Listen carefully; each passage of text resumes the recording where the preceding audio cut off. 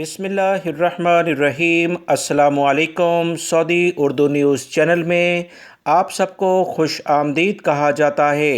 दोस्तों, सऊदी अरब आने की ख्वाहिश रखने वाले गैर मुल्की अफराद के लिए अल्हम्दुलिल्लाह हालात में बहुत बेहतरी नज़र आ रही है। अगले 10 से 15 दिन दोस्तों बहुत अहम हैं। इंशाअल्लाह सऊदी अरब के आसपास के ममालिक में बहुत अच्छी इतलात आ रही हैं, तो सऊदी अरब में भी बहुत अहम फ़ैसले मुतवक्का हैं।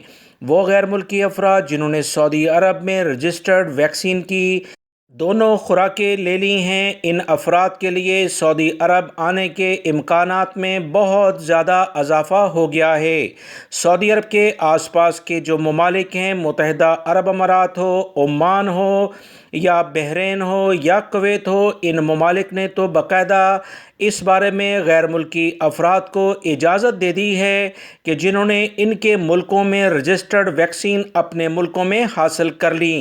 जबकि सऊदी हुकूमत की जानिब से पिछले दिनों जो ऐलान हुआ था कि सिर्फ़ वो गैर मुल्की अफराद आ सकते हैं सऊदी अरब जिन्होंने सिर्फ़ सऊदी अरब में ही रजिस्टर्ड वैक्सीन सऊदी अरब से जाते हुए हासिल की, जबकि दीगर ममालिक ने इससे थोड़े से हटके फ़ैसले किए।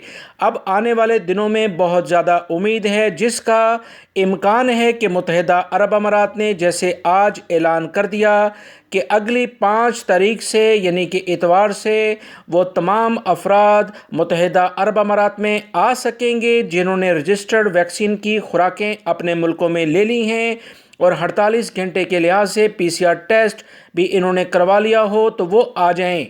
मुत्तहिदा अरब अमारात के इस अहम फ़ैसले के बाद बहुत ज़्यादा इम्कान है कि सऊदी अरब की जानिब से भी कुछ अहम इक़दामात हो सकते हैं, क्योंकि इन बरादर ममालिक जो कि गल्फ़ कंट्रीज़ कहलाते हैं मिलकर अहम इक़दामात करते हुए पिछले दिनों भी नज़र आए थे। अब भी बहुत इम्कान है, लिहाजा वो गैर मुल्की अफराद जो सऊदी अरब आने की ख्वाहिश रखते हैं, कोरोना से मुतल्लिका रजिस्टर्ड वैक्सीन अगर आपने दोनों खुराकें ले ली हैं, इसके अलावा चाइना की जो दोनों वैक्सीन है साइनोवेक और साइनोफार्म, इनके साथ साथ बूस्टर वैक्सीन लगवाने के बाद आप सऊदी अरब आने के इम्कानात बहुत रोशन हो गए हैं। चंद दिन और इंतज़ार करें, उम्मीद है कि अगले 10 दिनों में कोई अहम खबर सामने आएगी। वीडियो लाइक करके शेयर भी कीजिएगा।